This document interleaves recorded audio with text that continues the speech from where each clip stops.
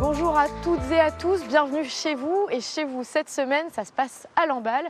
Aujourd'hui, on va parler du patrimoine. Et pour commencer, on a rendez-vous avec un passionné de l'histoire locale. Une passion qui prend beaucoup de place, vous allez voir.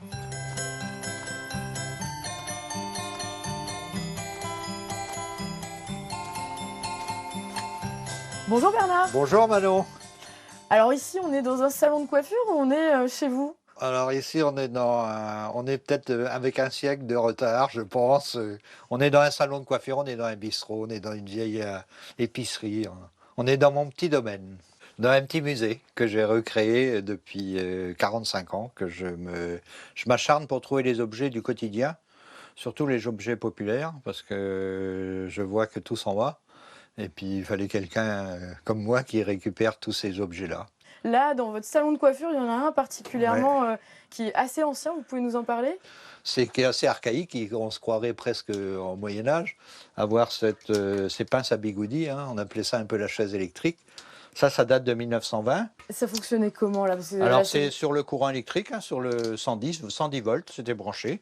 Et par la chaleur des pinces, eh ben, ça faisait tenir les bouclettes dans les cheveux. Et on les laissait pendant 5 minutes sur le cuir chevelu. Donc ça esquintait aussi le cuir chevelu. Les femmes, quand elles sortaient de là-dessous, elles avaient la figure toute rouge, toute brûlée par la chaleur de ces bigoudis. qu'est-ce qui raconte tous ces objets là d'antan? Pourquoi vous les collectionnez? Qu'est-ce qu'ils vous racontent? C'est un devoir de mémoire. Et puis, c'était des objets qui étaient quand même tout fabriqués avec des petits artisans.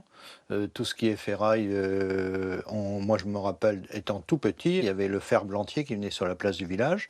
Il venait avec sa charrette, sa femme et ses enfants. Il restait 8 jours là pour réparer les casseroles, pour faire des cafetières. Et je trouvais que il y avait de l'or dans les mains des hommes.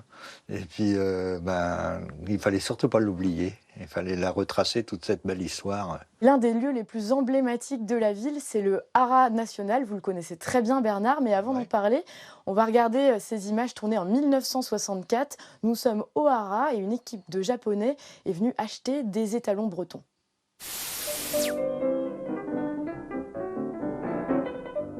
Monsieur Matsumito, quel est le but du voyage de cette mission japonaise en Bretagne? To purchase the Burton stallion and mares. Pour acheter des juments et des étalons bretons. Et en quoi, justement, les étalons bretons peuvent-ils intéresser le Japon? Before the war, we have used Norman horses Avant la guerre, ils étaient habitués aux for chevaux breeding normands. working horses, but Pour les travaux. after the war, we have changed to Burton horses Et because après la guerre, ils ont they changé have pour, very gentle nature parce qu'il y a une nature plus and gentille stronger than plus fort Norman que les horses. Normands. Nous nous tournons vers Monsieur Roche, le directeur des Haras de Lamballe. Les Japonais sont-ils de bons clients, Monsieur le directeur? Les Japonais sont d'excellents clients qui viennent chaque année en été en Bretagne. Ils sont accompagnés généralement par M. Béchaud-Lafonta, qui est le directeur de l'Union nationale interprofessionnelle des chevaux et des mulets. Ils viennent à Vitré, à Guingamp, au concours de Saint-Égonec et au concours de Carhaix. Lorsque nous avons classé les poulains de 2 ans, à la fin du concours, ils font leur choix et achètent généralement à un prix très élevé les meilleurs de nos poulains bretons. Et quel est le but de cette opération? Cette opération est très intéressante pour la Bretagne car elle permet de vendre des reproducteurs dans tout le monde puisqu'ils vont jusqu'au Japon avec cette mission japonaise. Nous en vendons également en Italie et en Espagne.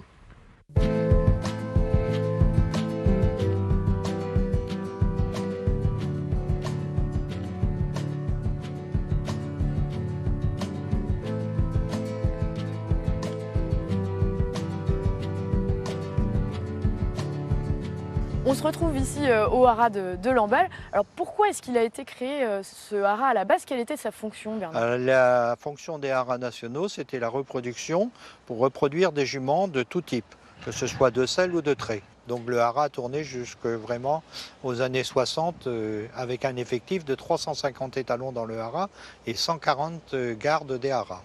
La spécialité du Haras de Lamballe, c'était les chevaux assez massifs, les postiers bretons et les chevaux de trait. Et on les a créés finalement, ces chevaux. Comment ils ont été fabriqués? Alors le postier breton, c'est simple. Les paysans avaient récupéré ces bidets bretons qui étaient en liberté dans les forêts bretonnes.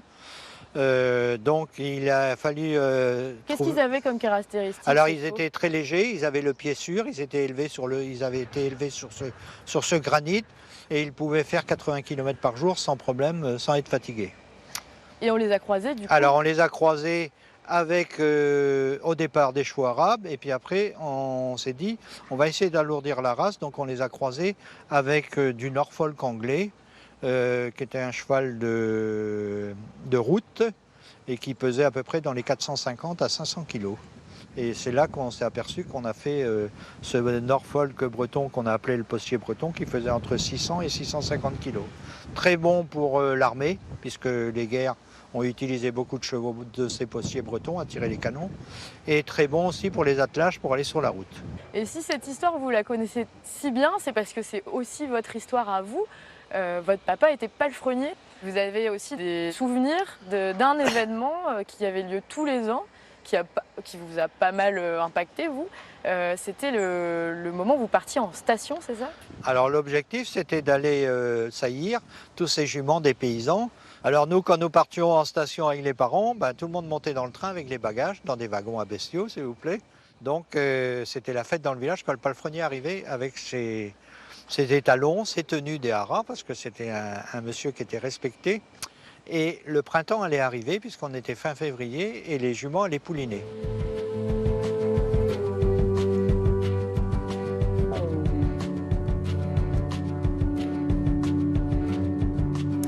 Merci Bernard pour cette belle visite. Nous, on va maintenant partir sur les traces d'un artiste méconnu à Lamballe, Marcel Diroux. Il a peint plus de 2500 toiles dans le plus grand secret. Regardez.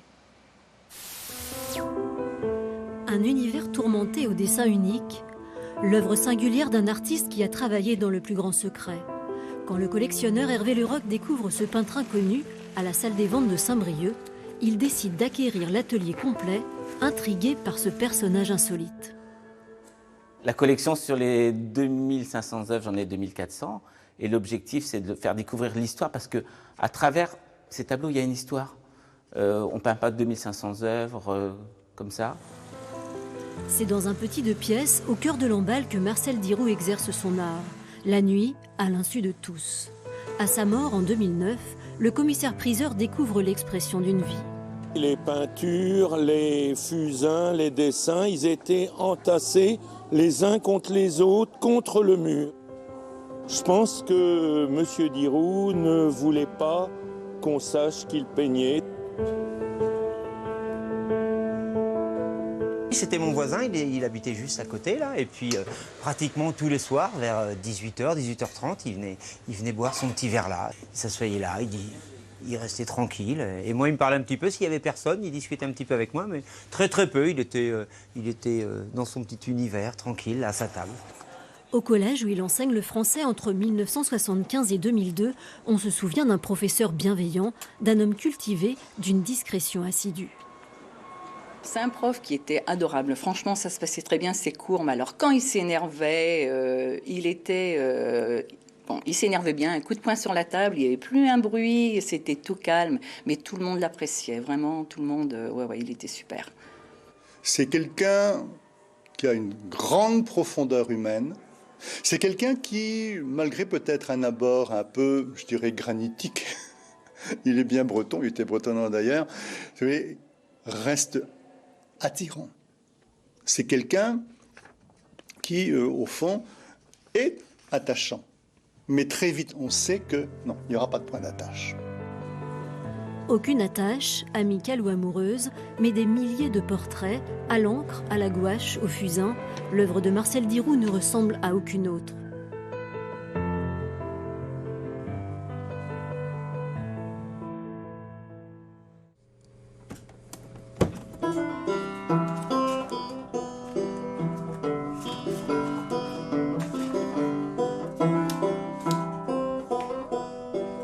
Alors on poursuit notre visite avec un autre passionné de l'histoire locale, Serge Andrieux, bonjour. Bonjour.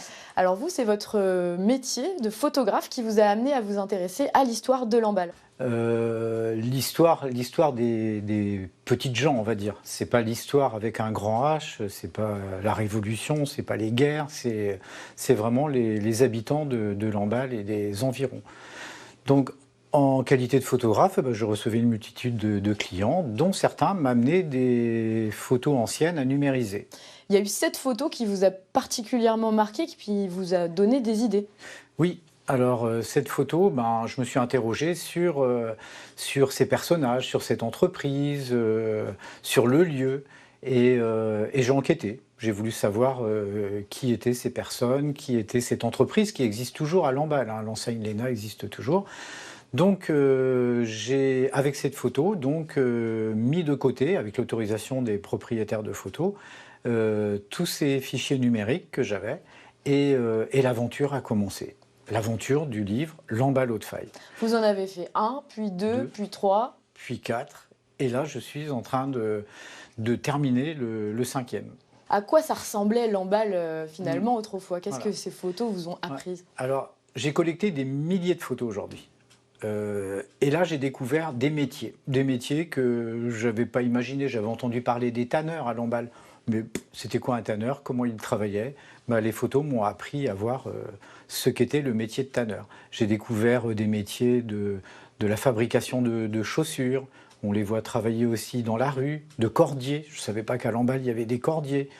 Il y avait une multitude de petits métiers comme ça qui étaient cachés à travers ces photos, que des Lamballais ont découvert comme moi. Et puis, il y avait cette vie festive de Lamballe. Alors, il y avait ces fêtes religieuses, bien sûr, puisque la religion était omniprésente à Lamballe, mais il y avait toutes ces fêtes des fleurs principalement, où on voit des centaines de spectateurs dans la rue. C'est impressionnant. Des troupes de théâtre en grand nombre, mais depuis 1900. J'ai même des photos de troupes de théâtre qui datent de 1895 à peu près. Enfin, je n'ai pas les dates vraiment en tête, mais j'ai été surpris par la teneur et la richesse culturelle de notre ville, quoi. Chaque photo, ce sont quand même des photos de famille. Et ça me touche beaucoup que ces personnes, 55 personnes cette année, sont venues m'apporter des photos, quoi. Donc je trouve ça touchant, et c'est par respect pour ces personnes-là que j'ai fait ces livres. Et c'est aussi parce que je considère que ces photos appartiennent au patrimoine collectif. Merci Serge pour ce voyage dans le temps. Nous, on se retrouve demain pour un nouvel épisode consacré à l'environnement. Tout de suite, vos rendez-vous d'information habituels. Très belle soirée sur France 3.